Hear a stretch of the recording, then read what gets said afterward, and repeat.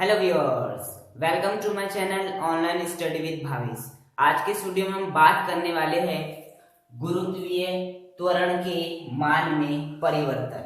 अर्थात यदि आप पढ़ चुके हैं कि गुरुत्वीय त्वरण का मान प्रत्येक स्थान पर अलग अलग होता है, जैसे कि भूमध्य रेखा पर कुछ और होता है, आपका भूमध्य रेखा पर कुछ और होता है। यदि आप बात करें ध्रुवों पर कुछ और होता है, यदि आप बात करें ऊंचाई पर जाने पर कुछ और होता है, और गहराई में जाने पर कुछ और होता है। तो गुरुत्वीय मान के परिवर्तन में हमें देखने क्यों मिलता है, उसी के बारे में आज के हम चर्चा करेंगे। और हम बारी बारी से देखेंगे कि भूमध्य रेखा में ज्यादा होता है या ध्रुव पर ज्यादा होता है, ऊंचाई पर ज्यादा होता है या पृथ्वी तल पर ज्यादा होता है, गहराई पर ज्यादा होता है या पृथ्वी तल पर ज्यादा होता है। इस वीडियो में हम कवर करने वाले हैं। तो चलिए स्टार्ट करते हैं। देखिए, पहला देखते हैं हम भूमध्य रेखा व ध्रुवों पर कि भूमध्य रेखा और ध्रुवों में से किस पर गुरुत्वीय त्वरण का मान हमें ज्यादा मिलेगा, ध्रुवों पर। ओके, इसके लिए आपको अच्छे से समझ आना चाहिए कि भूमध्य रेखा क्या होती है, ध्रुव क्या होते हैं। माना यह क्या है, हमारी पृथ्वी है। माना यह क्या है, हमारी पृथ्वी है। इस पृथ्वी का क्या है, यह केंद्र है। इस पृथ्वी का क्या है, यह केंद्र है। इस पृथ्वी का द्रव्यमान हम मान लेते कितना है, आपका m है। इस पृथ्वी का द्रव्यमान कितना है, आपका m है। और जो भूमध्य रेखा होती है, जैसे कि यहाँ मैं बताना चाहूंगा, माना ये पृथ्वी आपकी, ये क्या आपकी पृथ्वी, तो भूमध्य रेखा वो रेखा होती है जो कि एकदम पृथ्वी के बीच से जाके गुजरती है। जो रेखा पृथ्वी के बीच से जाकर गुजरती है उस रेखा को क्या कहते हैं, भूमध्य रेखा कहते हैं। और ध्रुव क्या होते हैं, ये होता है आपका उत्तरी ध्रुव और ये होता है आपका दक्षिणी ध्रुव। ये होता है नॉर्थ पोल और ये होता है साउथ पोल और ये होता है आपका भूमध्य रेखा अर्थात इक्वेटर। ये क्या होती है, आपकी इक्वेटर। ओके, अब हम क्या देखेंगे कि आपकी भूमध्य रेखा पर गुरुत्वीय त्वरण का मान ज्यादा होगा या ध्रुवों पर जाने पर गुरुत्वीय त्वरण का मान ज्यादा होगा, हम वही चर्चा करने वाले हैं। इसके लिए हम क्या करेंगे, देखिए ये हो गया नॉर्थ पोल, ये हो गया साउथ पोल। इन दोनों को मिलाने वाली रेखा कुछ इस प्रकार से हो जाएगी और भूमध्य रेखा कुछ हो जाएगी इस प्रकार से। अब हम क्या करेंगे,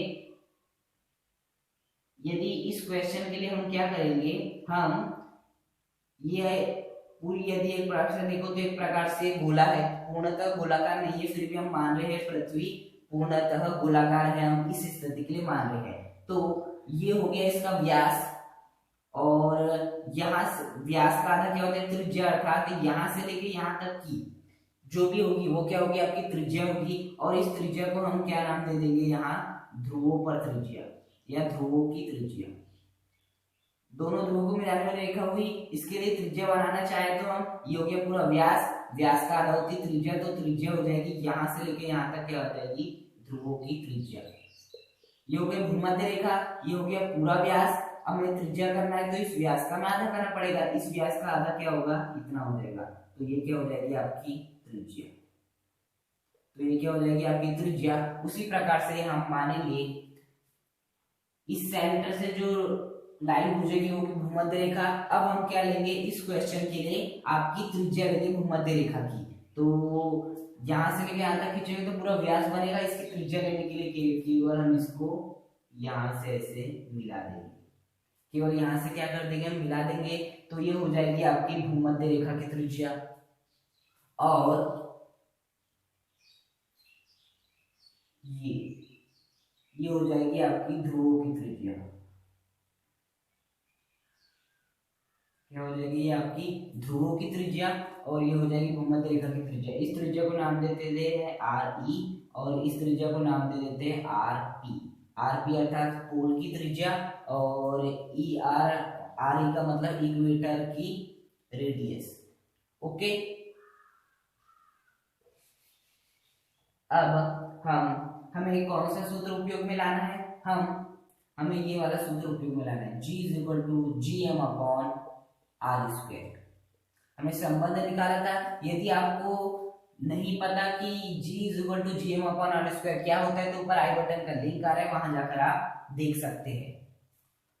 तो हम पहले भूमध्य रेखा के लिए ये वाला सूत्र अप्लाई करेंगे और फिर आपका ध्रुवों के लिए यह सूत्र क्या करेंगे, अप्लाई करेंगे। हम पहली बार मान लेंगे कि आपका कोई व्यक्ति यहाँ पर उपस्थित है, आपका एक व्यक्ति यहाँ पर उपस्थित है या कोई कण यहाँ पर उपस्थित है, और एक बार हम मान लेंगे कि यहाँ पर कोई कण उपस्थित है, ये मान लेंगे और फिर हम क्या करेंगे, ये वाला सूत्र अप्लाई करेंगे। तो पहली बार जब कण भूमध्य रेखा पर उपस्थित हो, ये कण है और ये भूमध्य रेखा पर उपस्थित हो, अर्थात भूमध्य रेखा की त्रिज्या में उपस्थित हो, भूमध्य रेखा पर स्थित हो, तब लगाते वाला सूत्र क्या हो जाएगा, जब कण भूमध्य रेखा पर स्थित हो तो मैं इसे मान लेता हूँ जी डैश, क्या मान लेता हूँ उसे जी डैश, वो किसके बराबर हो जाएगा, जी सार्वत्रिक गुरुत्वाकर्षण नियत है वो तो सत्य नियत रहेगा। पृथ्वी का द्रव्यमान कितना माने हमने, कैपिटल एम, और आपका जो आर होता है वो क्या होता है, पृथ्वी की केंद्र से उस कण तक की दूरी। तो बताइए पृथ्वी के केंद्र से, ये पृथ्वी का केंद्र था, पृथ्वी के केंद्र से इस कण तक की दूरी कितनी है, आर ई, तो आर ई और उसका क्या आ जाएगा स्क्वायर, इसे नाम देते समीकरण नंबर ए। अब दूसरी परिस्थिति हम क्या लिख लेते हैं, जब कण ध्रुवों पर स्थित है, ध्रुव पर माना कर यहाँ स्थित है, ध्रुव पर स्थित है, तब क्या हो जाएगा, तब जो आपका गुरुत्वीय त्वरण हम मान लेते हैं वो कितना है, जी डैश है, इसके स्थान पे जी डैश ले क्योंकि कण ध्रुव पर स्थित है।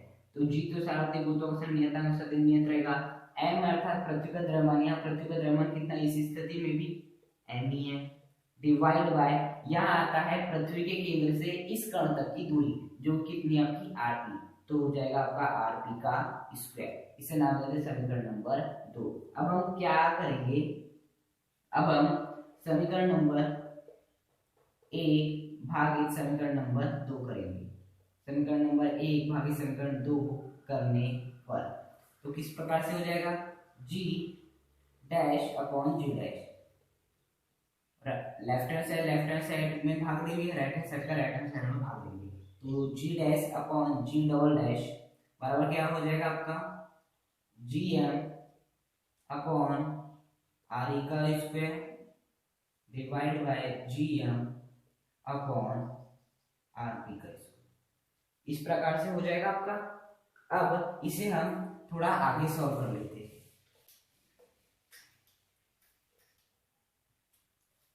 इसे यदि हम आगे सॉल्व करने जाएंगे तो G dash divide by G double dash, जब इसे हम ऊपर लेके आएंगे तो किस प्रकार से स्थिति बनेगी कि G M upon R E का स्क्वायर इनटू आर पी का स्क्वायर, इसे जब मैं ऊपर लेके जाऊंगा तो आर पी का स्क्वायर ऊपर आ जाएगा और ये वाला जी एम नीचे आ जाएगा, जी एम देखिए जी एम से जी एम कैंसिल, तो आपका G dash upon G double dash क्या आ जाएगा, R P square divide by R E square, square से स्क्वायर कैंसिल, तो आपका G dash divide by G double dash क्या आ जाएगा, R P divide by R E क्या आ जाएगा, R P divide by R ई।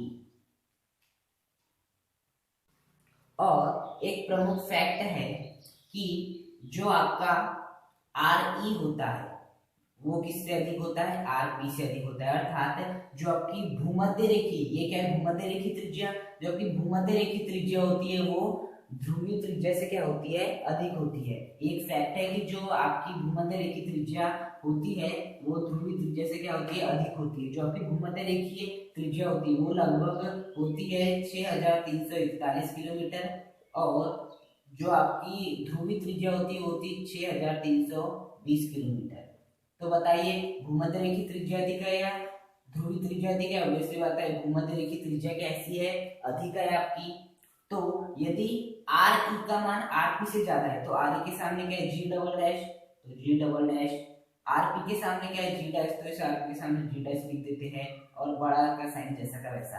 यहाँ से हमें स्पष्ट रूप से समझ आ रहा है कि आपके जी डैश अर्थात जी डैश क्या था, ध्रुव, जब आपका कण ध्रुव पर उपस्थित हो, तो यदि आपका कण ध्रुव पर उपस्थित होगा तो उसका गुरुत्वीय त्वरण हमें अधिक देखने मिलेगा, और यदि वह कण भूमध्य रेखा पर स्थित है तो उसका गुरुत्व त्वरण हमें कम देखने को मिलेगा और ये हमें सिद्ध करने आता है।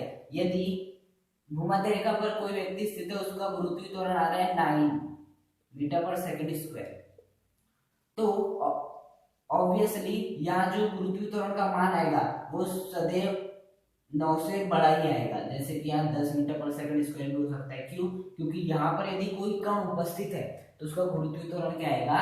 ज्यादा आएगा।